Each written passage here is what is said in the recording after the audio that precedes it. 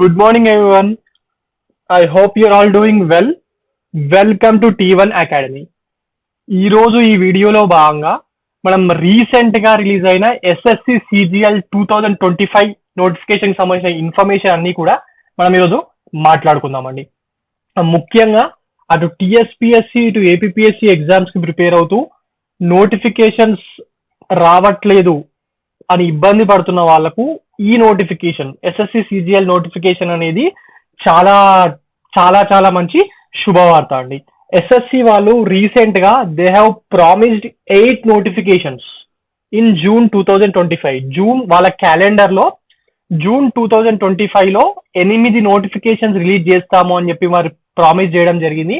అందుకు తగ్గట్టుగా వాళ్ళు రిలీజ్ చేసిన 3వ నోటిఫికేషన్ ఇది ఎస్ఎస్సి సిజిఎల్ 2025 నోటిఫికేషన్స్.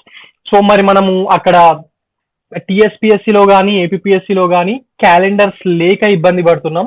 మరి ఇక్కడ ఎస్ఎస్సిలో యూపీఎస్సిలో ఎస్ఎస్సిలో క్యాలెండర్స్ ఆల్రెడీ ఉన్నాయి. సో మనం ఇవి కూడా ప్రిపేర్ అవుతే మనకు జాబ్ వచ్చే విధంగా ప్రిపేర్ అయినట్టు అయితే ఇది మనకు చాలా చాలా హెల్ప్ఫుల్ గా ఉంటాయండి. చాలా మంచి jobs. Okay, right. Now coming on to the notification. Notification 9th రోజు రిలీజ్ అయిందండి. రిలీజ్ అయిన 9th రోజు నుంచే వీళ్ళు అప్లై చేసుకోవడానికి టైం అనేది ఇవ్వడం జరిగింది. 9th నుంచి మనకు 4th జూలై వరకే ఉంది. జూన్ 9th రోజే నోటిఫికేషన్ వచ్చింది. ఆ రోజు నుంచి అప్లికేషన్స్ అనేవి స్టార్ట్ అయిపోయాయి. మరి అప్పటి నుంచి జూలై 4th వరకు అప్లికేషన్ చేసుకునే అనేది టైం అనేది ఇవ్వడం జరిగింది. ఓకే, మరి ఇప్పుడు మెయిన్ గా ఇక్కడ ఎగ్జామ్ ఎప్పుడు జరగబోతుంది అంటే 13th ఆగస్ట్ నుంచి 30th ఆగస్ట్ వరకు. చాలా మందికి తెలియకపోవచ్చు, ఎస్ఎస్సి సిజిఎల్ ఎగ్జామినేషన్స్ అనేటివి సిబిటి అండి, కంప్యూటర్ బేస్డ్ ఎగ్జామినేషన్స్. అందువల్ల ఒకటే రోజు పెట్టరు. టీసీఎస్ అయాన్ కేంద్రాలు ఉంటాయి కదా, టీసీఎస్ అయాన్ ఆఫీసెస్ లో ఇలా చాలా రోజుల పాటు దేశవ్యాప్తంగా అనేటివి జరుగుతూ ఉంటాయి. టైర్ 1 క్లియర్ చేసిన వాళ్ళకు టైర్ 2 అనేది డిసెంబర్ లో ఉండే అవకాశం ఉంది అని చెప్పి చెప్పడం జరుగుతుంది. ఎందుకంటే ఇక్కడ టెంటేటివ్ షెడ్యూల్ అని ఇచ్చాడు కాబట్టి this will be held in December అండి. ఓకే, సో ఈ ప్రిపరేషన్ ఇప్పుడు స్టార్ట్ చేసే వాళ్ళకు కూడా హెల్ప్ఫుల్ గానే ఉంటది. ఎందుకంటే టైం ఉంది. టైర్ 2కి డిసెంబర్ అంటే ఇంకా చాలా టైం ఉంది. ఇది కూడా ఆగస్ట్, మినిమం 60 days వరకు ఉంది. కాబట్టి మీరు ఈ ప్రిపరేషన్ అనేది మీకు మ్యాథ్స్ అండ్ రీజనింగ్ కొంచెం బాగా వచ్చినట్టయితే స్టార్ట్ చేయొచ్చండి. Okay, right. ఎందుకు స్పెషల్ గా చెప్తున్నానంటే ఎస్ఎస్సిలో ఈ సిజిఎల్ మాత్రమే కాకుండా సిహెచ్ఎస్ఎల్, జూనియర్ ఇంజనీర్, ఎంటీఎస్ ఇట్లా చాలా నోటిఫికేషన్స్ వస్తూ ఉంటాయి. మీకు ఏజ్ ఉండి మ్యాథ్స్ రీజనింగ్ బాగా వచ్చు, లేకపోతే యావరేజ్ గా వచ్చిన ప్రాక్టీస్ తోనే నేర్చుకోగలను అనుకునే వాళ్ళకు ఈ ఎస్ఎస్సి నోటిఫికేషన్స్ అనేటివి చాలా చాలా మంచి నోటిఫికేషన్స్ అవుతాయి. Okay, right.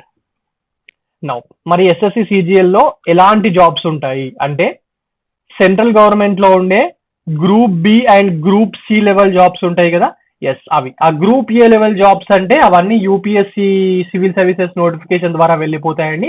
మరి దాని తర్వాత ఇన్స్పెక్టర్లు, వాళ్ళ కింద ఉండే ఆఫీసర్లు ఉంటారు కదా, వాళ్ళన్నిటినీ కూడా ఎస్ఎస్సి సిజిఎల్ వాళ్ళు భర్తీ చేస్తూ ఉంటారు. ఇంకా దీని కింద ఉండే స్టాఫ్ ని ఎస్ఎస్సి సిహెచ్ఎస్ఎల్ నోటిఫికేషన్ ద్వారా నింపుతా ఉంటది. Group B and group 3 jobs అండి చాలా మంచి జాబ్స్. ఎట్లయితే మన తెలంగాణలో ఇప్పుడు లేకపోతే ఏపీలో గ్రూప్ 2 నోటిఫికేషన్ వస్తుందో, అంటే కంపారిటివ్లీ మనం ఇప్పుడు యూపీఎస్సి సివిల్ సర్వీస్ నోటిఫికేషన్ ని గ్రూప్ 1 నోటిఫికేషన్ గా చూసుకుంటే ఈ ఎస్ఎస్సి సిజిఎల్ నోటిఫికేషన్ అనేవి గ్రూప్ 2 నోటిఫికేషన్స్ లాంటివి. Okay, right. సో మరి మొత్తం ఎన్ని పోస్టులతో వచ్చింది ఇది కూడా ఇంపార్టెంట్ కదా. ఒక ఎగ్జామ్ కి ప్రిపేర్ అవుతుంటే మరి మనకు ఎన్ని పోస్టులతో వచ్చిందో కూడా తెలియాలి కదా. ఎస్, మొత్తంగా ఇది 14,582 వేకెన్సీస్ వచ్చాయండి. స్టార్టింగ్ లో మనకు చాలా రోజుల నుంచి ఏమనిపిస్తుంది, ఈసారి మినిమం గా 18,000 పోస్టులతో నోటిఫికేషన్ వస్తుందని చెప్పారు కదా. ఎస్, బట్ నోటిఫికేషన్ లో పోస్టులు తగ్గాయి. కాకపోతే ఇంకా పెరిగే అవకాశం ఉంది. ఎందుకంటే మన గ్రూప్స్ ఎగ్జామ్స్ లాగా కాదు, ఎస్ఎస్సి సిజిఎల్ ఎట్లా అంటే ఎగ్జామ్ నడుస్తున్నప్పుడు కూడా వేకెన్సీస్ ని అప్డేట్ చేస్తూ ఉంటారు. అప్డేటెడ్ వేకెన్సీస్ ని చేసి వాళ్ళు కమిషన్ వెబ్సైట్ లో పెడతా ఉంటారండి. ఎందుకంటే నోటిఫికేషన్ ఇచ్చే టైంలో ఏదైనా కొన్ని డిపార్ట్మెంట్స్ వాళ్ళు సరిగ్గా ప్రిపేర్ చేయక వాళ్ళు ఇవ్వకపోవచ్చు, తర్వాత వాళ్ళు ఇచ్చి పంపిస్తారు. ఇప్పటికి కూడా 18,000 పోస్టులతో నోటిఫికేషన్ వచ్చే అవకాశాలు ఉన్నాయని చెప్పి మనకు తెలుస్తుంది. సో చాలా మంచి నోటిఫికేషన్. ఇండియా వైడ్ లో ఇవి చాలా క్రీమ్ పోస్ట్ అండి సెకండ్ లెవెల్లో. సో చాలా చాలా మంచి నోటిఫికేషన్. సో ఏజ్ లిమిట్, దీనికి సంబంధించిన ఏజ్ లిమిట్ ఎప్పటి వరకు ఉంది? ఇక్కడ ఒకటి గుర్తుపెట్టుకోవాలి ఏంటంటే జనవరి 1st నుంచి వాళ్ళు పట్టారండి ఏజ్ లిమిట్ ని. ఇక్కడ 1/8/2025 ఉంది కదా, అంటే ఆగస్ట్ 1st 2025 వరకు మనము 18 నుంచి 27 మధ్యలో, కొన్ని పోస్ట్కి ఏమో 18 నుంచి 27 ఇయర్స్ మధ్యలో ఉండాలి, కొన్ని పోస్ట్కి ఏమో 20 నుంచి 30 ఇయర్ ఏజ్ మధ్యలో ఉండాలి, ఇంకొన్ని పోస్ట్కి 18 నుంచి 30 ఇయర్స్ మధ్యలో, ఇంకొన్ని వాటికి 18 నుంచి 32 ఇయర్స్ మధ్యలో. ఇవి మనం పోస్ట్ గురించి మాట్లాడుకుంటున్నప్పుడు అక్కడ ఏ పోస్ట్కి ఏ ఏజ్ లిమిట్ అనేది మనం ఒకసారి చూద్దామండి. సో ఆన్ పైన చూసినట్టయితే 18 నుంచి 30 ఇయర్స్ వరకు ఉన్న వాళ్ళు మాక్సిమం గా ఎలిజిబుల్. కొన్ని పోస్టులకు మాత్రమే 18 to 32 ఇయర్స్ అనేది ఉంటది. ఇది కాకుండా ఇక రిజర్వేషన్స్ ఉంటాయి కదా, ఎస్సీ, ఎస్టీ, ఓబీసీ వీళ్ళందరికీ కూడా ఏజ్ రిలాక్సేషన్ అనేది ఉందండి. ఫిజికల్ హ్యాండిక్యాప్డ్ వాళ్ళకు వీళ్ళందరికీ కూడా ఏజ్ రిలాక్సేషన్ అనేది ఉంది. ఈడబ్ల్యూఎస్ వాళ్ళకు ఏజ్ రిలాక్సేషన్ అనేది ఏమీ లేదు. ఓకే, సో ఇక్కడ మనం మాట్లాడుకున్న దానికన్నా ఎస్సీ, ఎస్టీ వాళ్ళు ఇంకొక 5 ఇయర్స్, అంటే 30 ఇయర్స్ వరకు ఉన్న పోస్ట్ ఎలిజిబిలిటీ ఉన్న పోస్టులు ఎస్సీ, ఎస్టీ క్యాండిడేట్స్ అయితే 35 ఇయర్స్ వరకు రాయొచ్చు. ఓబీసీ వాళ్ళు అయితే 33 ఇయర్స్ వరకు రాయొచ్చు. పీడబ్ల్యూడి వాళ్ళు అయితే మొత్తంగా వీళ్ళు 40 ఇయర్స్ వరకు రాసే అవకాశం అనేది ఉంటుంది. ఇది ఏజ్ రిలాక్సేషన్ అనేది ఉంది, మరి ఇది చూసుకోండి. అలాగే ఇవి మాత్రమే కాకుండా ఈ పీడబ్ల్యూబీడీ అయి ఉండి మీరు ఓసీఆర్ ఈడబ్ల్యూఎస్ క్యాండిడేట్స్ అయి ఉంటే 40 ఇయర్స్ వరకు రాయొస్తుంది. అదే మీరు ఓబీసీ క్యాండిడేట్స్ అయితే 43 ఇయర్స్ వరకు, ఎస్సీ, ఎస్టీ వాళ్ళు అయితే 45 ఇయర్స్ వరకు రాయొస్తుందండి. ఓకే, ఇక ఎక్స్ సర్వీస్ మెన్ కి సంబంధించి 3 ఇయర్స్ మిలిటరీ సర్వీసెస్ లో ఎంత చేసిరు ఆ ఏజ్ అంతా చూసుకొని ఒక 3 ఇయర్స్ ఎక్స్ట్రా టైం అనేది ఇస్తారు. ఇవన్నీ ఒకసారి చూసుకోండి. Okay, right. ఇవన్నీ దానికి సంబంధించిన గవర్నమెంట్ సివిలియన్ ఎంప్లాయీస్ ఇవన్నీ ఉంటాయి కదా, వాళ్ళకి సంబంధించి వాళ్ళు ఎక్కువ మంది ఏం రాయరు, చాలా తక్కువ మందే రాస్తూ ఉంటారు. మరి ఇక ఎసెన్షియల్ ఎడ్యుకేషనల్ క్వాలిఫికేషన్స్ ఏంటి? మెజారిటీ మాక్సిమం ఇక్కడ మెన్షన్ చేసిన junior statistical officer, that is JSO or statistical investigation grade 2, ఈ రెండుకి తప్ప వేరన్నిటికీ జనరల్ డిగ్రీ. మీకు ఎంత పర్సెంటేజ్ ఉన్నది అని కూడా అడగడు, పాస్ అయితే చాలు ఈ ఎగ్జామ్లకు రాసుకోవచ్చు. జూనియర్ స్టాటిస్టికల్ ఆఫీసర్ వాళ్ళకు మాత్రము ఏముందంటే బ్యాచిలర్ డిగ్రీ, ఏదైనా ఒక సబ్జెక్ట్లో బ్యాచిలర్ డిగ్రీ చేయాలి. కాకపోతే ఇంటర్లో మీరు మ్యాథ్స్ చదివి ఉండాలి.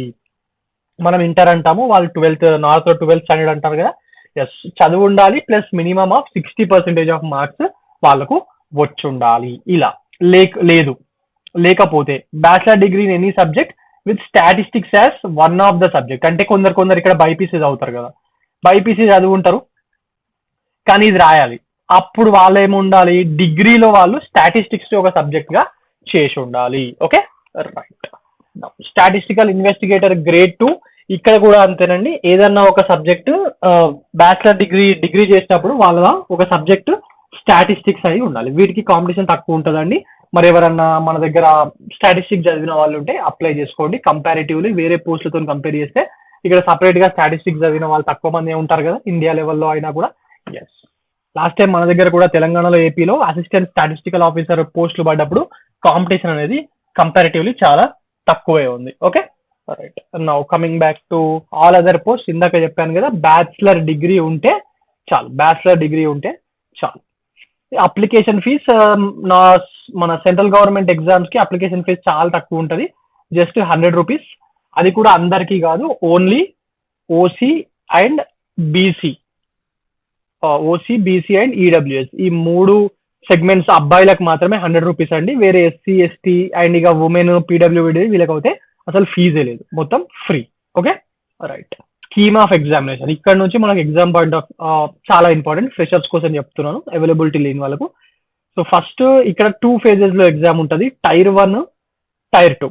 టైర్ 1 క్లియర్ చేసిన వాళ్ళకు మాత్రమే టైర్ 2కి పంపిస్తారండి. ఇందులో కూడా టైర్ 1లో కొందరు ఏం చేస్తారంటే, కొందరికి మ్యాథ్స్ అండ్ రీజనింగ్ చాలా మంచిగా వస్తుంది, ఇంగ్లీష్ కూడా మంచిగా వస్తుంది, జిఎస్ రాదు.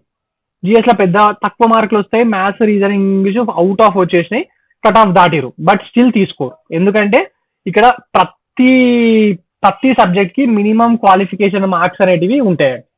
ఓకే, ఇది చాలా చాలా ఇంపార్టెంట్. కొందరు మిస్టేక్ చేస్తూ ఉంటారు, అలాంటి మిస్టేక్ చేయకూడదు. లాస్ట్ టైం కూడా తెలంగాణ గ్రూప్ 1 2011 2016 జరిగింది కదా, ఒక అతనికి ఇలాగే జరిగింది. ఆయనకు వచ్చి అన్ని మార్కులతో కలిపి కట్ ఆఫ్ దాటేసిండు, బట్ ఒక సబ్జెక్ట్ లో మినిమం మినిమమే క్వాలిఫై కాలేదు, కోర్టుకి వెళ్ళిండు, అంతా జరిగినా కూడా తీసుకోలేదు. సో ఎవ్రీ సబ్జెక్ట్ లో మినిమం నాలెడ్జ్ అనేది ఎక్స్పెక్ట్ చేస్తారండి. కొన్నిట్లో టాప్ కొట్టేసి కొన్నిట్లో బేసిక్ మార్క్స్ రాకపోయినా కట్ ఆఫ్ దాటినా కూడా తీసుకోరు. టైర్ 2 కూడా అంతే, టైర్ 2లో కూడా అంతే. Okay, right. Now tier 1 scheme of examination ఎట్లా, ఇక్కడ చూడండి 100 questions 200 marks, 100 questions 200 marks. Okay, 1 అవరే ఉంటుంది ఎగ్జామ్.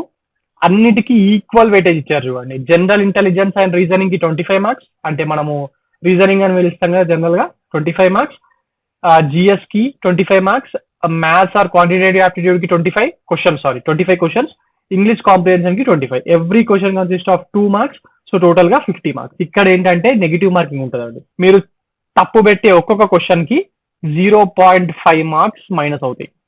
0.5 మార్క్స్ అంటే హాఫ్ మార్క్ అనేది మనకు నెగిటివ్ అవుతా ఉంటుంది. There is negative marking. Central government exam లో అటు యూపీఎస్సీ చూసినా, ఇటు ఎస్ఎస్సీ సిజిఎల్ చూసినా, అటు ఏపీలో చూసినా, మన ఏపీ వాళ్ళకి కూడా నెగిటివ్ మార్కింగ్ ఉంది. ఓన్లీ తెలంగాణ వాళ్ళకి నెగిటివ్ మార్కింగ్ లేదు. Okay, right. Now coming to tier 2 examination. ఇక్కడ దీనికి సంబంధించి సిలబస్ ఏంటి, ఎలా చదవాలి, ఏమేం బుక్స్ చదవాలి, ఇది మొత్తం లాస్ట్ లో చూద్దాం, వీడియో లాస్ట్ లో. ఫస్ట్ నోటిఫికేషన్ సంబంధించిన ఇన్ఫర్మేషన్ అనేది మనం ఇక్కడ మాట్లాడుకుందాం ఫ్రెషర్స్ కోసం. Okay, right. Next tier 2 examination paper 1, paper 2 అని ఉంటుంది.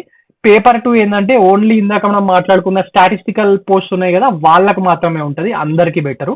పేపర్ 1 ఏంటంటే కంపల్సరీ పేపరు, అందరూ ఖచ్చితంగా రాయాలి. స్టాటిస్టిక్స్ వాళ్ళు కూడా ఈ పేపర్ 1 అనేది క్వాలిఫై అనేది కావాల్సి ఉంటుంది. Okay, right. Now coming to paper 1.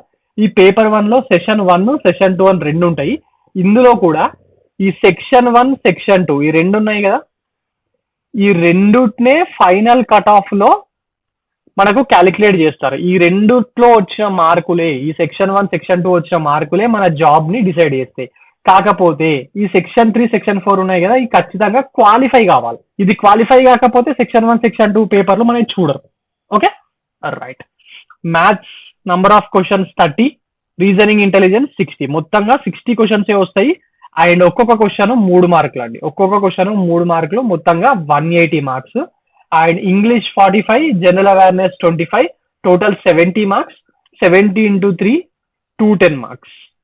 ఇవన్నీ కూడా 1 అవర్ లోనే అయిపోతాయి ఒక్కొక్క సెక్షన్. అంటే కొందరు ఏమనుకుంటారు, ఓకే ఇది 2 అవర్స్ ఎగ్జామ్ కదా, ఫస్ట్ నాకు బాగా వచ్చిన మ్యాథ్స్ రీజనింగ్ కి ఎక్కువ టైం ఇచ్చేసి దాని తర్వాత వేరే వాడికి తక్కువ టైంలో వేసేస్తాను అనుకుంటారు. అట్లా ఉండదు. ఇక్కడ 1 అవర్ లో, మొత్తం 1 అవర్ లోనే మన మ్యాథ్స్ అండ్ రీజనింగ్ కి 1 అవర్ టైం వస్తుంది. కంప్యూటర్ బేస్డ్ ఎగ్జామ్ కదా, 1 అవర్ కాగానే ఆటోమేటిక్ గా ఆ సెక్షన్ అనేది క్లోజ్ అయిపోతుంది. దాని తర్వాత నెక్స్ట్ సెక్షన్ అనేది ఓపెన్ అవుతుంది, సెక్షన్ 2 అనేది ఓపెన్ అవుతుంది. సో ఆ 1 అవర్ లోనే మీరు ఏం చేసినా ఆ 1 అవర్ లోనే చేయాల్సి ఉంటుంది. ఇక ఫిజికల్ హ్యాండిక్యాప్డ్ వాళ్ళకు మన స్క్రైబ్ ఎలిజిబిలిటీ ఉంటుంది కదా, వాళ్ళకు ఒక 20 minutes అనేది ఎక్కువ టైం అనేది ఇస్తారు. Okay, right. Next section 3 computer knowledge test. ఇది కూడా నంబర్ ఆఫ్ క్వశ్చన్స్ 20 ఉంటాయి. ఇదేమో ఆబ్జెక్టివ్, మొత్తం ఆబ్జెక్టివ్ విధానంగానే ఉంటుంది. సెక్షన్ 1 కానీ, సెక్షన్ 2 కానీ, సెక్షన్ 3 కానీ. ఇది కూడా number of questions 20 into 3 60, 15 minutes లో అయిపోవాల్సి వస్తుంది. సో ఈ పేపర్ 1 అయిపోయిన తర్వాత మనకు సెషన్ 2 కి ఆర్ సెషన్ 1 కి మధ్యలో కొంచెం గ్యాప్ ఇస్తారండి. ఎందుకంటే ఇక్కడ ఆల్రెడీ అలసిపోయి ఉంటారు కదా, మళ్ళీ అదేమో టైపింగ్ చేయాలా, సో దానికోసము టైం బ్రేక్ అనేది ఉంటుంది. Okay, right. నెక్స్ట్ ఇదంతా అయిపోయిన తర్వాత పేపర్ 2 అనేది ఉండడం జరుగుతుంది. సో ఇది అక్కడ మాట్లాడుకున్నదే మళ్ళీ ఇక్కడ కొంచెం డిఫరెంట్ గా ఇచ్చారు, మీకు అర్థమయ్యే విధంగా. ఓకే, ఒకసారి ఇది చూడండి. సెల్ఫ్ ఎక్స్ప్లెనేటరీ, చెప్పాల్సింది ఏం లేదు. ఇప్పుడు అసలు ఇందులో ఏమేమి పోస్టులు ఉంటాయి అనేది మనకు ఒకసారి చూడండి.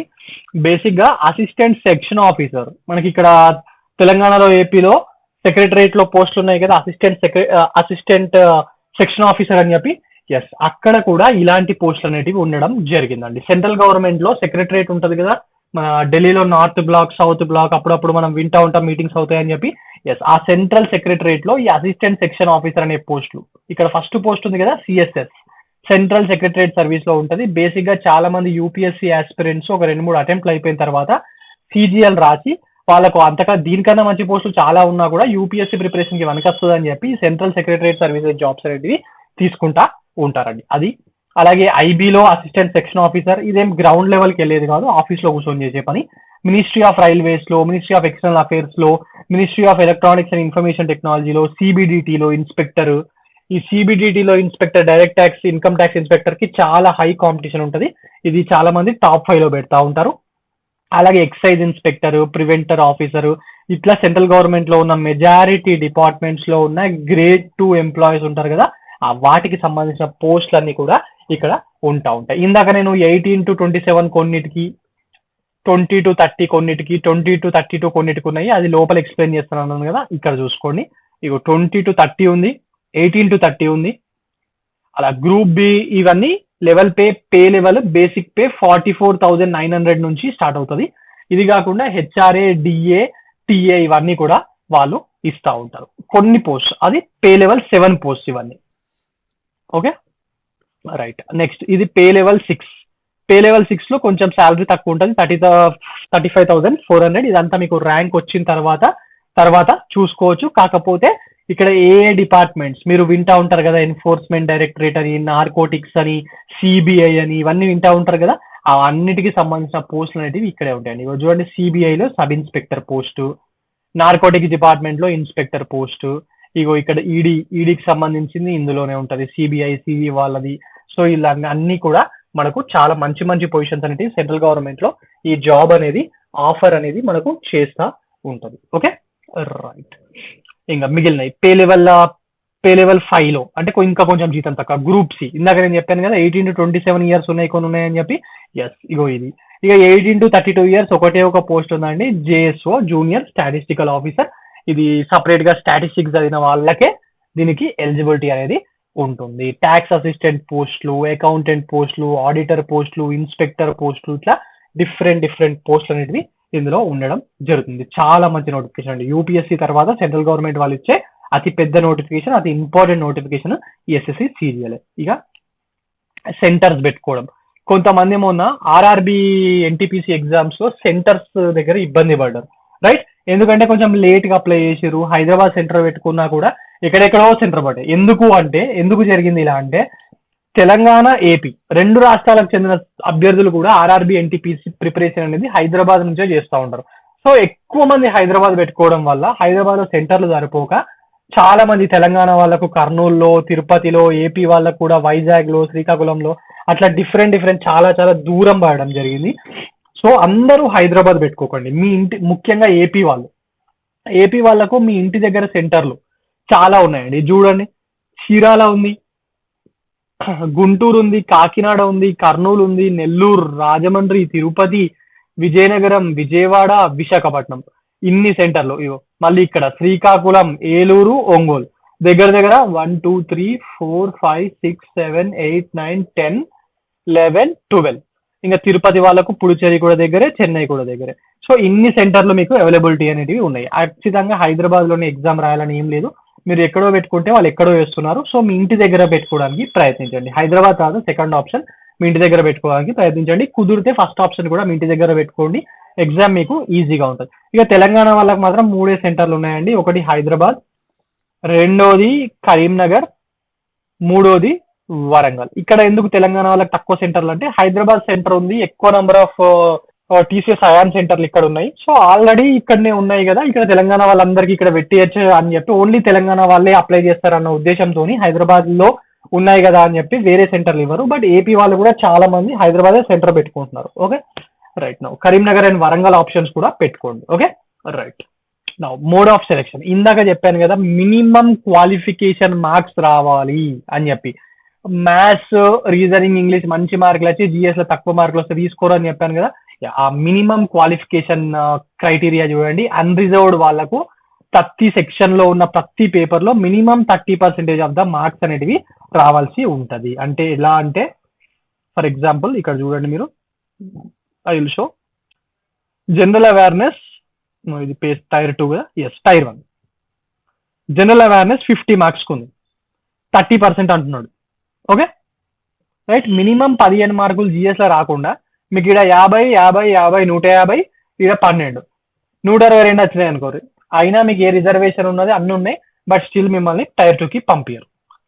ఓకే సో ఇక్కడ కూడా అదే వర్తిస్తుంది. పేపర్ 2 లో కూడా, టైర్ 2 ఎగ్జామ్ లో కూడా అదే వర్తిస్తుంది. సో మినిమం క్వాలిఫికేషన్ మార్క్స్ అనేవి ప్రతి దాంట్లో రావాల్సి ఉంటుందండి. మినిమం ఎఫర్ట్స్ మీరు ప్రతి దాంట్లో పెట్టాల్సి ఉంటుంది. ఇక ఓబీసీ, ఈడబ్ల్యూఎస్ కేటగిరీ వాళ్ళకు 25%, ఇక మిగిలిన ఎస్సీ, ఎస్టీ, పీడబ్ల్యూబీడి, అలాగే ఎక్స్ సర్వీస్ మెన్ ఇలా అందరూ ఉన్నారు కదా, వీళ్ళందరూ మినిమం 20% ఆఫ్ ద మార్క్స్ అయితే కొట్టాల్సి ఉంటది. ఓకే, ఇది దీనికి. ఇక ఇది టైర్ 2 ఎగ్జామ్ లో మనకు ఈ కంప్యూటర్ టెస్ట్ ఉంది కదా, అంటే టైపింగ్ టెస్ట్ ఉంది కదా, ఆ టైపింగ్ టెస్ట్ కి సంబంధించి మిస్టేక్స్, ఎన్ని మిస్టేక్స్ ఎర్రర్స్ ఎలౌడ్ ఉంటది అని చెప్పి ఇక్కడ ఉంటున్నాడు. యూఆర్ వాళ్ళకి అయితే 20% మిస్టేక్స్, అంటే తక్కువ, అంటే 100 టైప్ చేస్తే 20 కన్నా ఎక్కువ మిస్టేక్లు పోవద్దు. ఓబీసీడబ్ల్యూఎస్ వాళ్ళకు 25 కన్నా ఎక్కువ పోవద్దు. ఆల్ అదర్ కేటగిరీస్ కి 30 కన్నా ఎక్కువ పోవద్దు. అట్లా పర్సెంటేజ్ అది. కాకపోతే నేను మీకు అర్థం కావడానికి ఈజీగా ఉంటుందని చెప్తున్నాను. Okay, right. ఇది ఇండికేటివ్ సిలబస్ అండి, general intelligence and reasoning. Tier 1 tier 2 syllabus ఎంతో కొంత సిమిలర్ గానే ఉంటది, మరీ చేంజెస్ ఏమి ఉండయి. ఓకే, సో ఇది టైర్ 1 సిలబస్, ఇది టైర్ 2 సిలబస్. ఓకే, ఇక్కడ నుంచి టైర్ 2 సిలబస్.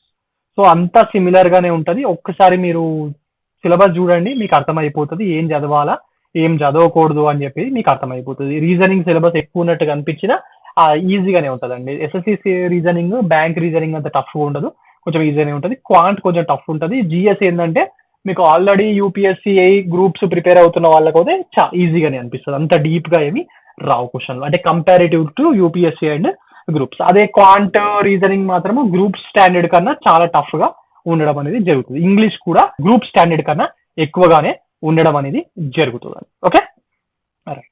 ఒకసారి సిలబస్ ఇదంతా మీరు ఒకసారి నోటిఫికేషన్ లో కూడా ఈ సిలబస్ అనేది చూడండి. ఇంకొకటి ఏంటంటే ఇక్కడ మన జనరల్ క్వాంటిటేటివ్ యాప్టిట్యూడ్ లో మన నంబర్ సిస్టమ్స్, ఈ సింపుల్ ఇంట్రెస్ట్, కాంపౌండ్ ఇంట్రెస్ట్ ఇవి మాత్రమే కాకుండా ఎస్ఎస్సి ఎగ్జామ్స్ లో algebra, geometry, mensuration, trigonometry, probability ఇవన్నిటి మీదకి వెళ్ళి కూడా క్వశ్చన్స్ వస్తాయండి. Okay, right. మ్యాథ్స్ కి ఎక్కువ, మ్యాథ్స్ బాగా వచ్చిన వాళ్ళకు ఇక్కడ ఎక్కువ అడ్వాంటేజ్ అనేది ఉండడం అనేది జరుగుతుంది. ఇక మనం అసలు ప్రిపరేషన్ అన్నిటికీ ఈక్వల్ టైం ఇస్తూ ఈక్వల్ గా రోజుకి 8 గంటలు చదువుతున్నట్టయితే టైర్ 1 కి ప్రిపేర్ అవుతున్న వాళ్ళు ఖచ్చితంగా అన్నిటికీ 2 అవర్స్ ఇవ్వండి. ఓకే, జిఎస్ ని దూరం పెడతా, నాకు ఇంగ్లీష్ రాదు ఇంగ్లీష్ ని దూరం పెడతా అట్లా నడవదు. అన్నిటికీ ఈక్వల్ గా టైం అనేది మనము ఇవ్వాల్సి ఉంటుంది. మరి ఏ బుక్స్ ప్రిపేర్ కావాలా? జనరల్ గా ఇవన్నీ ఎస్ఎస్సి సిజిఎల్ రాసే వాళ్ళు, గత 5 to 10 years గా రాసిన వాళ్ళు, సీనియర్స్, జాబులు కొట్టిన వాళ్ళు నుంచి తెలుసుకున్న ఇన్ఫర్మేషన్. ఇవే బుక్స్ చదవాలి అని చెప్పి మేమేమి ప్రమోట్ చేయట్లేదు. మేము కూడా మా తరపున T1 అకాడమీ ద్వారా, మీకు T1 అకాడమీ గురించి తెలిసిన వాళ్ళకు అందరికీ తెలుసు, మేము అన్ని ఫ్రీగానే ఇస్తాము. మెటీరియల్ కానీ, అలాగే వీడియోస్ కానీ, క్లాసెస్ యూట్యూబ్ లో అన్ని ఫ్రీగా చెప్తాము. తెలియని వాళ్ళకి చెప్తున్నాను, మేము ఈ ఎస్ఎస్సి సిజిఎల్ కోసము మ్యాథ్స్ క్లాసెస్, రీజనింగ్ క్లాసెస్ చెప్పిస్తున్నాము. ఎవ్రీథింగ్ మేము చెప్పించే ప్రతి విషయం కూడా మీకు యూట్యూబ్ లో ఫ్రీగానే అవైలబిలిటీగా ఉంటుందండి. మరి అవి కాకుండా మీకు బుక్స్ కూడా కావాలి, మరి మేము బుక్స్ అయితే ప్రింట్ చేసి ఏమి అమ్మట్లేదు. సో ఈ బుక్స్ అనేవి మీకు ఎగ్జామ్ పాయింట్ ఆఫ్ వ్యూలో చాలా చాలా ఇంపార్టెంట్ గా ఉంటాయండి. ఆల్రెడీ ర్యాంకర్స్ అందరూ ఇలాంటి బుక్సే వాడారు. ఓకే, సో ఇవి చూసుకోండి ఒకసారి. సో ఇదండి ఎస్ఎస్సి సిజిఎల్ నోటిఫికేషన్ సంబంధించిన కంప్లీట్ ఇన్ఫర్మేషన్.